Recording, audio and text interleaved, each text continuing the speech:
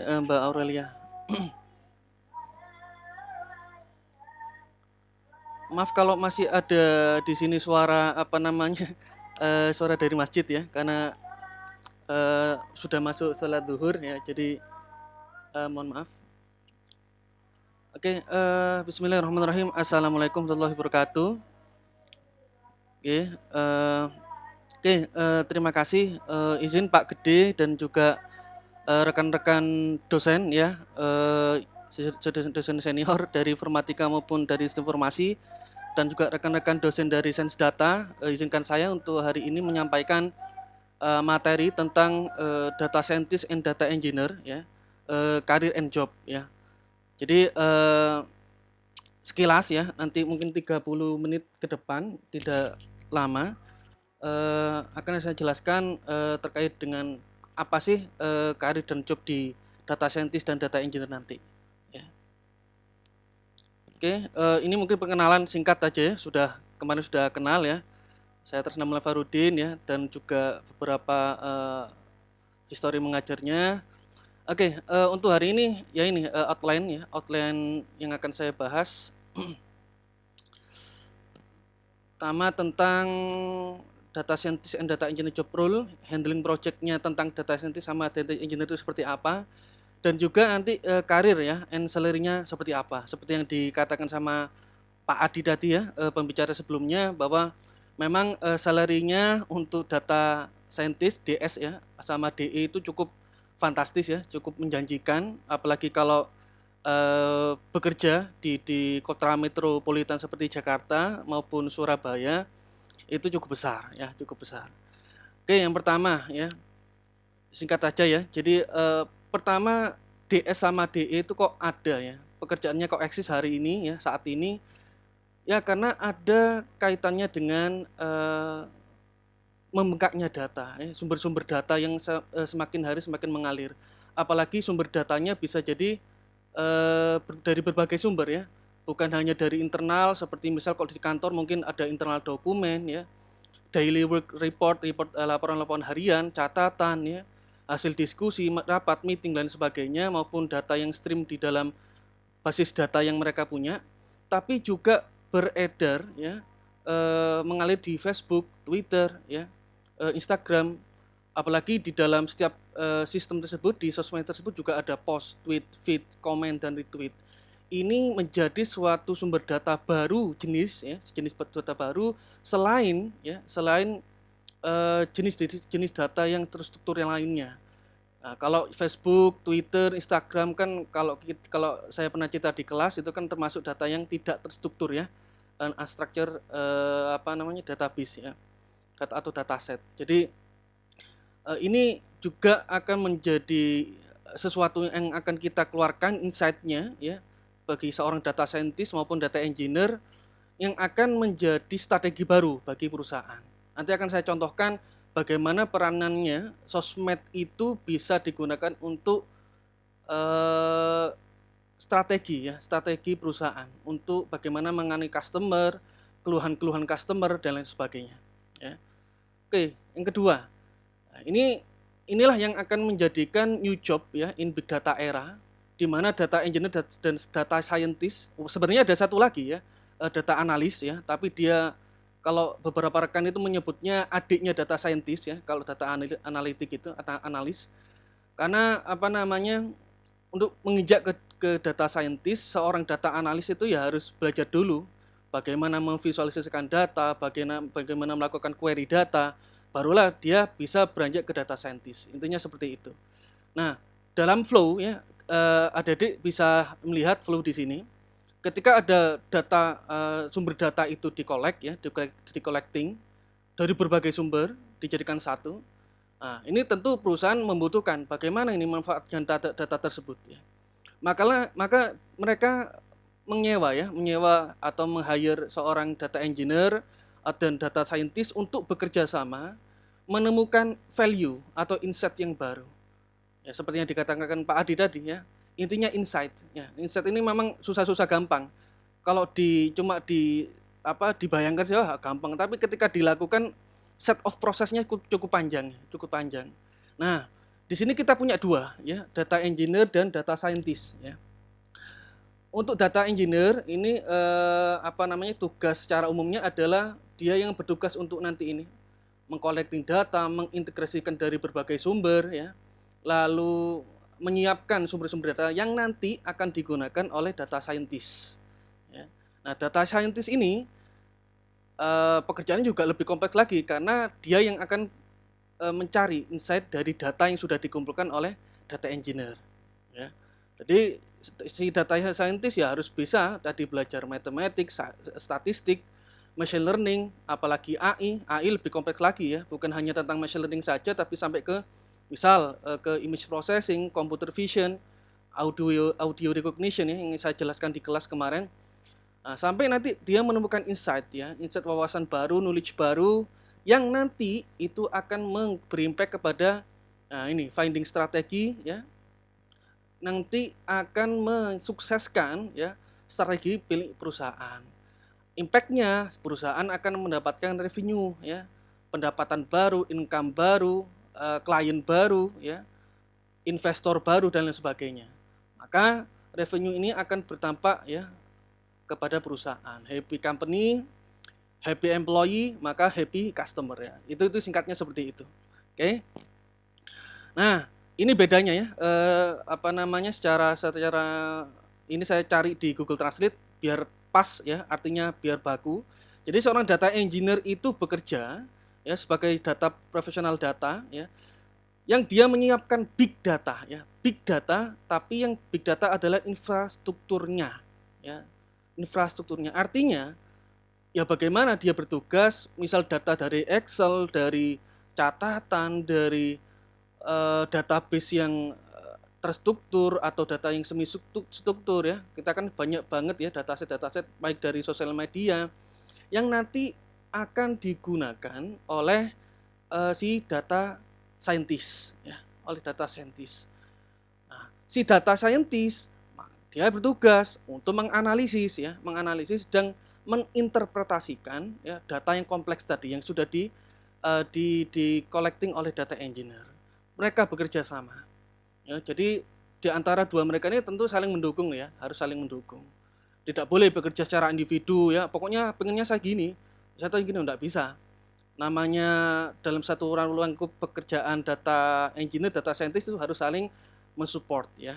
Satunya untuk mengumpulkan data, satunya untuk menganalisis data, ya. Dan finalnya adalah akan dikomunikasikan, ya, ke stakeholder, ya, atau ke pemangku kepentingan, ya. Nah, ini beberapa data engineer tools yang harus dikuasai, ya, oleh data engineer. Ini kalau yang pernah saya gunakan itu Hadoop sama Hive, ya. Ini salah satu di antara banyaknya pilihan untuk big data ekosistem, ya, basisnya. Kalau adik-adik mungkin pernah dengar MySQL itu sebagai basis data, kalau di big data itu namanya Hadoop, ya, Hadoop. Yang di dalamnya itu bisa kita lakukan untuk melakukan query, ya. Nanti kalau istilah query mungkin adik-adik belum paham, mungkin itu intinya adalah kita memperoleh data, intinya gitu. Jadi kalau kemarin saya demokan di kelas, ya, misal saya mencari data identitas dari profil customer misal, ada dipilih select namanya siapa, ya, alamatnya, ya, pendapatannya, ya, dan lain sebagainya. Tapi ini di ruang lingkupnya big data menggunakan Hadoop sama Hive, ya, sama Hive. Nanti kami kenalkan kok sama rekan-rekan dosen yang semuanya, ya. Kita akan belajar bareng apa sih Hadoop, Hive, ya, Pig, HB, Zookeeper, Kafka, NoSQL, ya, not only SQL, MongoDB dan lain sebagainya. Nah, untuk yang data scientist, ya, nah ini lebih menarik lagi karena dia akan sangat dekat dengan bahasa pemrograman yang saat ini, ya, yang kebutuhannya bukan level rendah tapi tingkat tinggi seperti Python, ya, R, TensorFlow, PyTorch, ya, keras dan lain sebagainya. Ini kalau yang Python mungkin basic, R juga untuk statistik biasa. Untuk PyTorch keras sama TensorFlow itu untuk kalau adik-adik pernah dengar itu namanya deep learning, ya, pembelajaran mendalam. Ini sub dari machine learning, ya. Jadi anak dari AI mempunyai machine learning mempunyai deep learning. Yang biasanya untuk keras sama PyTorch dan TensorFlow ini digunakan untuk mencari insight dari data yang tidak struktur. Artinya misal gambar, video, ya, yang dia itu bukan data tabel ya atau data tabular ya. Jadi kalau ingin menganalisis gambar yang apa namanya lebih kompleks atau menganalisis video ya, itu nanti pakai library yang Keras sama PyTorch sama TensorFlow. Nanti seiring jalannya waktu adik-adik akan belajar ini ya. Kalau untuk basically ya, untuk basic di data science itu pakai Python sama R. Statistik ya, untuk membuat machine learning sederhana itu kita pakai Python sama R. Ini adiknya data scientist, namanya data analitik ya. Ini biasanya ya dia akan melakukan visualisasi data biasanya ya, reporting sederhana lah. Pakai Excel ya, Tableau, SQL Server, Power BI kalau pernah dengar. Nah, ini tools yang akan dikuasai oleh data analis ya. Oke. Handling project. Nah, ini saya berikan contoh kasus sederhana aja ya, sederhana aja. Misal ya, adik-adik tentu pernah dengar ya, internet provider, salah satu internet provider atau salah dua, salah tiga lain sebagainya. Mungkin pernah ya, saya tidak nyebut merek ya, saya tidak nyebut merek. Intinya banyak, ada tiga internet provider yang ada di Indonesia. Ketika orang-orang itu menggunakan internet ya, berlangganan setiap tahun, 2 tahun, 3 tahun. Mungkin di awal-awal jarang ada trouble ya, jarang ada trouble. Tapi di beberapa bulan, di beberapa tahun kemudian mungkin terjadi lonjakan pengguna ya, customer-nya semakin banyak, terjadilah komplain ya, terjadilah komplain. Misal nanti wifi-nya trouble ya, atau internetnya loss ya, kan kita sering ya, yang pengguna-pengguna internet itu. Atau kadangkala terputus ya, terputus dalam sehari itu bisa kita tidak bisa menggunakan. Maka terjadilah komplain. Komplainnya kemana? Nah, komplainnya bisa ke website officialnya si provider tersebut atau di aplikasi Android-nya si penyedia dan sebagainya. Tapi apakah direspon? Ini jadi pertanyaan. Ya, ini jadi pertanyaan. Responnya cepat atau tidak itu juga jadi pertanyaan. Sehingga bisa jadi kita akan memblow up ya keluhan kita itu mungkin di sosial media atau langsung datang ke tempat ya. Atau biasanya paling enak bisa by PM misal dari ke customer care-nya atau biasanya di Twitter. Biasanya mereka menyediakan customer service di situ. Tapi kadang tidak direspon ya, tidak direspon sehingga kita kesel ya, kita blow up saja ke sosmed ya, ke tweet ya. Nah, inilah yang akan menjadikan ya apa namanya? Oh, maaf kok macet.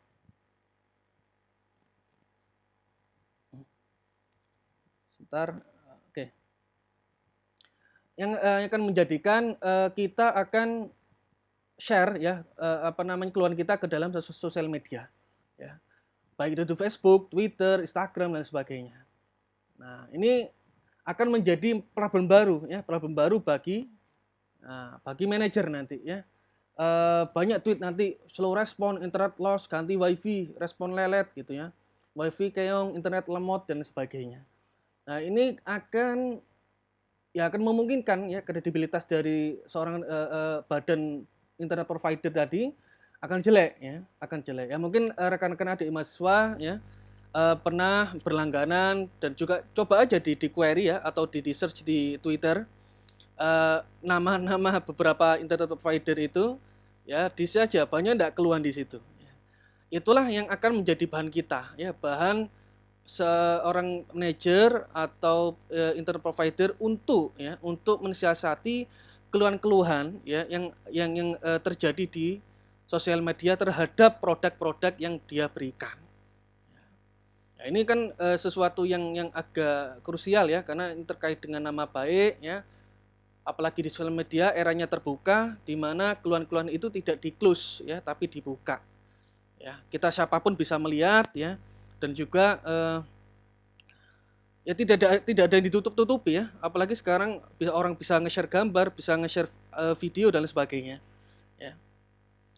Nah, ini seorang manajer tentu akan mempunyai strategi bagaimana, wah ini kalau masyarakat pengguna provider internet kita banyak keluhan, bagaimana ini orang-orang apa namanya eh, keluhannya, apa yang disampaikan mereka seperti apa ini, kan, gitu. Perlu di collecting ya, perlu di collecting. Maka seorang manajer yang peka terhadap keluhan-keluhan tersebut ya tentu akan berpikir bagaimana caranya ya keluhan-keluhan dari masyarakat atau pengguna atau customer itu bisa kita kumpulkan gitu ya, bisa kita kumpulkan dan bisa kita gunakan sebagai alat analisis gitu ya.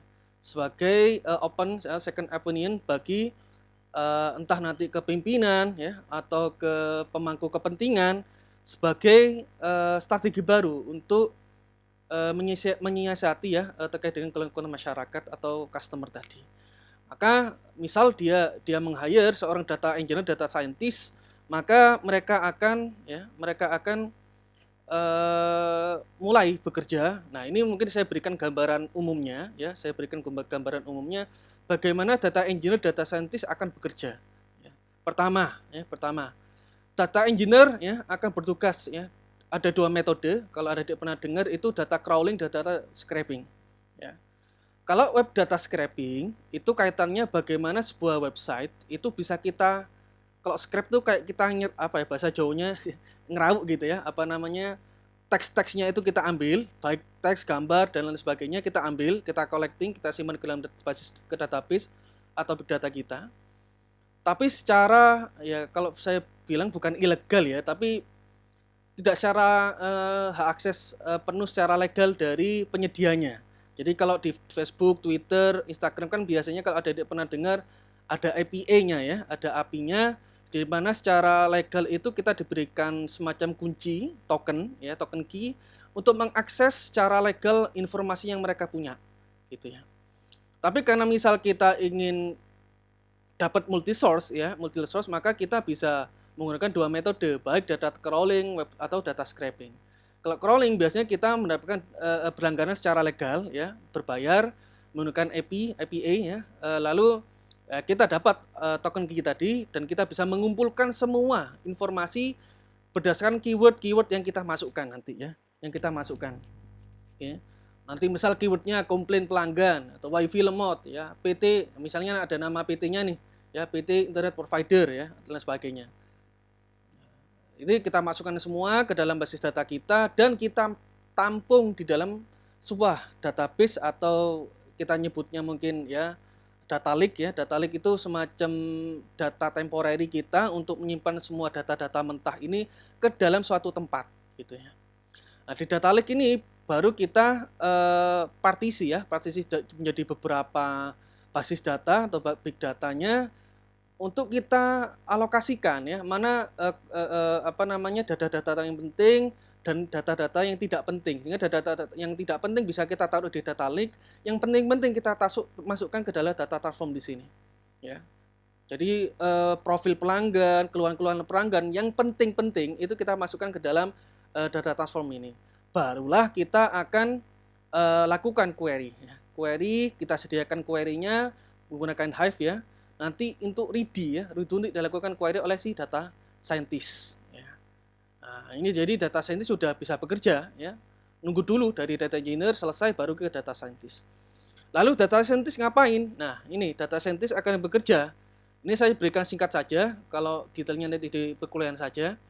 Data scientist ya, dia harus memiliki skill Python sama R dan bahasa pemrograman yang mendukung lainnya, di mana mereka akan melakukan beberapa job ya, pekerjaan. Misal ya, ada istilahnya di sini exploratory data analysis. Ada kalau disingkat EDA ya, EDA. Dia akan mencari misal mencari kata-kata yang paling banyak diucapkan melalui tweet oleh pengguna. Mungkin itu bisa berupa keluhan, berupa kata-kata yang mohon maaf ya, jorok atau bagaimana yang representasinya adalah keluhan gitu ya. Representasinya berupa keluhan. Ya keluhan dari pelanggan ya, ini internetnya kok lemot, ini kok loss, ini kok ini ya, intinya berupa keluhan-keluhan yang itu akan kita cari ya, keywordnya yang paling banyak orang mengisi itu tentang apa sih gitu ya. Nah, nanti akan di ranking ya, di ranking kita lihat, oh ternyata orang-orang itu ucapan atau ketikan yang banyak diinputkan ke dalam tweet itu ini gitu ya. atau mungkin beberapa layanan-layanan keyword-keyword tertentu yang berkaitan dengan iklan misal, ya itu bisa di-ranking nanti di dalam EDA nanti. Kedua ya, mereka si data scientist akan melakukan feature engineering ya. Jadi kalau di dalam analisis teks misal, karena ini berupa tweet ya adik-adik ya, berupa tweet semua, keluhan-keluhan pelanggan semua, maka yang kita gunakan di situ adalah memilah dan memilih ya, item-item kata misal yang itu tidak atau jarang ya, jarang digunakan ya, representasi datanya cukup kurang, itu bisa kita pilah, kita buang semua, yang penting-penting saja, keyword-keyword yang penting saja yang kita pertahankan nanti ya. Karena disitulah data mentah kita akan diolah di situ dan kita masukkan yang penting-penting saja ya. Maka setelah kita dapatkan keyword ya, teks yang mumpuni ya, teks yang sangat representatif yang bisa mewakili keluhan-keluhan dari pelanggan, barulah kita bisa modelkan. Modelnya berupa apa? Macam-macam. Ya, kalau machine learning macam-macam, nanti ya kita bahas lebih detail lagi. Intinya misal kalau kita ambil contoh, kita ingin mengelompokkan keluhan data teks tersebut menjadi sebuah kelompok, ya kita bisa kelompokkan menjadi klaster A atau klaster B. Yang isinya di situ kita ingin mengelompokkan berapa banyak orang yang mengeluhkan, ya yang komplain terhadap layanan PT tersebut, ya perusahaan tersebut, atau malah mereka mengappreciate, ya, atau mengapresiasi atau dari kinerja layanan yang kita berikan, dari perusahaan yang kita berikan, ya. Nah ini sebuah insight baru yang bisa menjadi strategi baru bagi manager ya, atau project manajernya, atau sales marketingnya atau lain sebagainya ya. Nah ini akan kita hitung nanti probabilitasnya berapa yang orang-orang yang mengapresiasi layanan kita itu ya, layanan perusahaan tersebut, dan juga yang mengkomplain. Bukan berhenti di situ saja, tapi kita nanti bisa melihat ini, mohon maaf ya, saya blok karena ini nama providernya. Sebagai contoh misal ya, yang mengapresiasi ya, ini misal ini lumayan lancar di daerah saya misal. Kalau sedang ujian ya lancar-lancar saja, malah speednya kenceng misal gitu. Ada yang kedua misal, akhirnya lancar lagi ya, kadang-kadang sih tapi sekarang lagi bagus ya. Makasih banget ya, bla bla bla lancar jaya. Ini kan berupa testimoni ya, testimoni yang sudah dikumpulkan oleh mereka gitu ya. Testimoni yang disampaikan oleh pengguna terhadap layanan yang diberikan oleh provider tersebut ya. Tapi secara teknis tentunya ini akan banyak sekali ya tweet-tweet yang akan dikumpulkan, bahkan bukan tweet saja, mungkin dari Facebook berupa post, ya Instagram berupa feed dan lain sebagainya ya. Lalu yang kedua misal tentang komplain ya, wah ini memang akan masuk nih kalimat-kalimat thayyibah ya, kalimat-kalimat yang kurang bagus ya, kurang sopan akan masuk semua di sini. Misal ya cuma saya filter ya, tidak saya tampilkan. Habis kelas online tapi wifi ku nderdet ya. Kenapa sih? Misal punya masalah apa sih? Ku pakai tugas tadi lancar-lancar aja, giliran streaming film malah macet ya. Misal ada lagi nih, ini ada kalimat kurang sopan ya, bla bla bla ya. Ini misal udah bayar tepat waktu, urusan nagih kok number wahid misalnya. Ini kan semua keluhan-keluhan yang disampaikan oleh pengguna ya, Maka inilah yang kita gunakan sebagai data scientist, nanti kita laporkan kepada stakeholder untuk membantu mereka ya, untuk mensiasati bahwa produk kita itu banyak loh dikontrol oleh masyarakat ya, oleh pengguna. Kita dimonitor layanan kita oleh pengguna gitu. Jadi kita jangan sampai sudah memberikan layanan terus selesai ya, tidak bisa. Ya, kita sebagai providernya ya harus memberikan layanan yang prima. Kalau ada keluhan-keluhan ya kita kita handle ya, bagaimana kita menyiasatinya. Dan berbagai macam tidak hanya tentang internet provider, tapi juga banyak bidang-bidang lain yang bisa kita implementasikan ya menggunakan pendekatan di data science ini. Ya, seperti itu. Nah, saya singkat lagi ya tentang career and salary, saya lanjut lagi. Ini beberapa contoh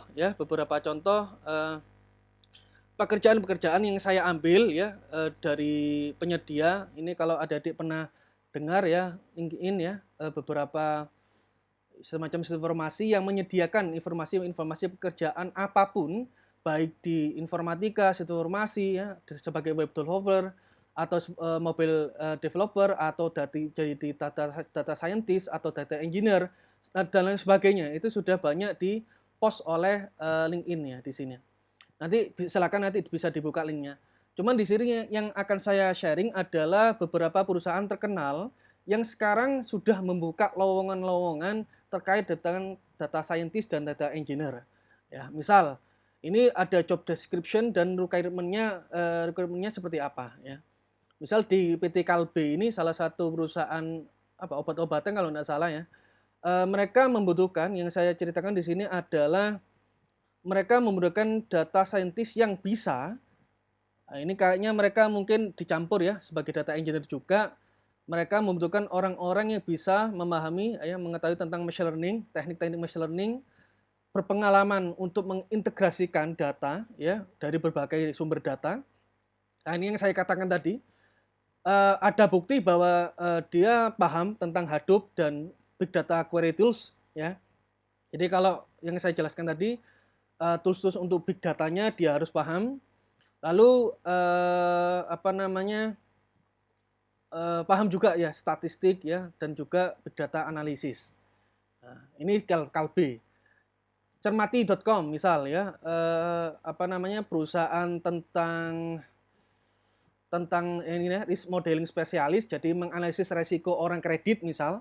Jadi tugasnya kita diminta untuk mampu membuat sebuah sistem yang bisa memberikan saran ya atau mengadvise kira-kira model kredit apa yang pas untuk diberikan kepada seorang customer gitu. Tuntutannya apa? Ya ini harus kita paham R, Python, SAS, SQL ya. Microsoft Excel Advanced juga diminta oleh mereka ya. Nah ini willingness to get his or her hands dirty ya. Intinya kita harus terbiasa ya untuk menggunakan atau istilahnya itu berkotor-kotor dengan data gitu ya. Harus bisa berlama-lama dengan data. Intinya yang mereka butuhkan seperti itu. Fabilio, nah ini perusahaan furniture kalau nggak salah ya, properti ya. Ini yang mereka butuhkan juga sama, butuh yang mereka paham Java, Scala ya. Beberapa platform cloud computing ya, AWS ya. SQL biasa juga dia butuhkan, NoSQL juga dibutuhkan. Nilai plusnya Docker. Docker ini untuk deployment ya, deployment ada juga. Ya. Ya intinya mereka banyak membutuhkan skill-skill data scientist, termasuk nanti big datanya atau data warehouse-nya. Ya, gudang data misalnya. Ya, nanti adik-adik selama kuliah akan berkenalan dengan istilah-istilah ETL, ELT dan sebagainya. Yang lain Telkomsel ini juga cukup banyak ya, beberapa anak perusahaan dalam Telkom ini untuk selularnya. Dia butuh untuk Python ya, Python, lalu cloud computingnya juga pakai AWS ya. Yang tugasnya nanti untuk tool development ya, mensupport akses data, integrasi, modeling, visualisasi data. Ya, sesuai yang disampaikan sama Pak Adi tadi ya. Perusahaan-perusahaan besar ya. Ini ITB ya juga membuka pekerjaan ya data scientist. Nah, ini kalau adik-adik pernah dengar ya, ini salah satu sertifikasinya untuk seorang data scientist namanya CDSM atau CDSP. Saya lupa kepanjangannya, intinya ini sertifikasi untuk seorang data scientist, profisiensinya harus ada di situ. Dan ini diminta oleh mereka. Pekerjaannya dia butuh machine learning engineer juga ya. Python, R juga, big data harus kenal dengan Hive, Spark, ya, Impala ya. Dan juga sertifikasinya di bidang data science atau data analis dari lembaga resmi. Jadi harus ada profisiensinya di situ, ada buktinya. Ya, ada sertifikasinya. Singkat lagi ya tentang Pizza Hut ya, mereka juga membutuhkan data scientist ya. Ini enak kalau bekerja di sini makan pizza terus ya. Tapi tentunya yang mereka butuhkan matematik, ya ini nanti diajarkan ya sama Pak Prisma ya, harus paham tuh tentang matematik, statistik, algebra ya. Lalu yang mereka butuhkan seorang skill di business intelligence juga ya. Tidak akan jauh-jauh dengan R, Python juga lagi akan masuk lagi ya, dan machine learning. Hampir semua pekerjaan yang berkaitan dengan data scientist akan berkutat di situ ya, akan berkutat di situ. Tiket.com juga sama ya, juga sama. Lalu Telkom Sigma, ini anak perusahaan dari Telkom ya. Adik-adik mungkin kalau misal besok-besok bekerja di perusahaan yang mungkin besar-besar, tapi kalau ingin di anak perusahaannya juga banyak ya. Telkom Sigma, mungkin Infomedia Nusantara ya, anaknya Telkom juga banyak. Nah, ini yang diminta ya. Jadi mulai sejak dini ya, adik-adik setidaknya sudah ya kalau bisa nanti dari kuliahan belajar dari kami, dari dosen-dosen secara otodidak ya. Kami minta juga adik-adik punya inisiatif ya, punya inisiatif untuk belajar lebih tentang data scientist, data science sama data engineer-nya. Ya. Oke, apa namanya? Ada lagi Telkom Indonesia. Kalau ini agak tinggi, biasanya agak tinggi rekrutmennya. Biasanya mereka kalau di Telkom Indonesia mencari yang berpengalaman, ya biasanya 5 tahun biasanya. Makanya ada harus melihat strateginya kira-kira yang pas untuk anak fresh graduate itu di mana ya gitu ya. Apakah di Telkom Sigma atau anak perusahaan-perusahaan lainnya ya. Di beberapa tempat di Jakarta juga tidak kalah banyak rekan-rekan saya lulusan dari S1, S2 juga banyak yang sudah bekerja di Bilibili.com ya, Tokopedia, Gojek, ya, Bukalapak, Shopee juga kemarin sempat ada kompetisinya data scientist ya. Kemarin saya juga ikut. Lalu Grab ya, Grab juga menyediakan lowongan ya yang berkaitan dengan data scientist dan data engineer. Ya. Jadi gajinya enggak usah khawatir. Seperti yang disampaikan Pak Adi tadi bisa mencapai 50 ya. Tapi kalau di Surabaya kemarin saya sempat dengar dan sempat ditawari, cuman saya tidak, mohon maaf maksudnya tidak bersedia karena sudah full time di dosen ya. Dan sudah saya pikirkan kemarin sempat ditawari sebagai big data developernya salah satu vendor di Telkom itu sampai gaji 15 juta ya untuk 1 bulan dan itu pekerjaan ya Bu ya. Bapak, ini waktunya Ya, tinggal ya. Nggih, sudah selesai nggih. Baik, baik. Nah, apa namanya salary-nya bisa sampai 15 juta untuk pekerjaan part time ya, part time. Jadi tidak penuh waktu tapi paruh waktu, ya. Kerjanya apa? Kalau big data developer ya, ya kerjanya tadi berkaitan dengan harus tahu pakai apa? Hadoop, pakai Hive yang kaitannya untuk infrastruktur big datanya gitu. Makanya dari sekarang ada sudah belajar di situ ya. Sudah belajar bagaimana sih nanti mengumpulkan data dari berbagai sumber, bagaimana cara mengoptimis, men-tune up dari big data ya, dari database yang sederhana menjadi yang kompleks ya seperti itu. Nah, jadi untuk masalah salary dan peluang-peluang pekerjaan baik di Indonesia yang ada di Jakarta maupun di Surabaya ya itu tidak perlu khawatir. Ya, jadi cukup banyak dan insya Allah apa namanya peluang-peluang itu cukup banyak ya. Yang penting nanti eh, persiapkan ya ada di semester awal ini ya digenjot ya benar-benar kuliah ya fokus pekerjaan-pekerjaannya diberikan oleh dosen dikerjakan ya kalau ada diskusi silakan nanti didiskusikan dengan dosen yang bersangkutan ya dan intinya mau belajar ya. Itu apa namanya yang bisa saya sampaikan ya silakan kalau nanti ada yang ditanyakan oke itu Bu Mbak Aurelia yang bisa saya sampaikan kalau ada sesi tanya jawab silakan. terima kasih Bapak. Mungkin satu pertanyaan aja ya teman-teman, soalnya di sini kan juga Isoma ya. Oh iya. Mungkin teman-teman ada yang mau bertanya, silakan. Satu aja. Silakan adik-adik kalau ada yang Ya, tanyakan. satu pertanyaan ya teman-teman. Ada yang ingin bertanya?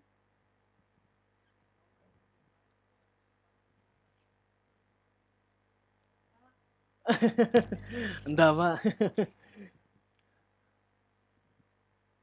Sudah teman-teman?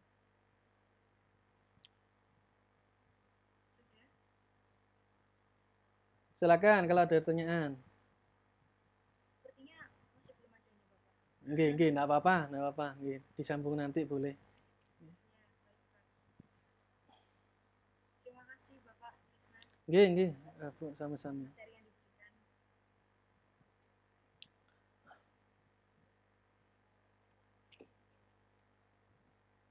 Sudah ya Bapak, bisa saya lanjutkan ke Nggih, siap. acara selanjutnya. Nggih. Baik teman-teman, jadi sekarang adalah waktunya Isoma. Nanti sebelum pukul jam 12.45 teman-teman harus sudah on kamera lagi ya.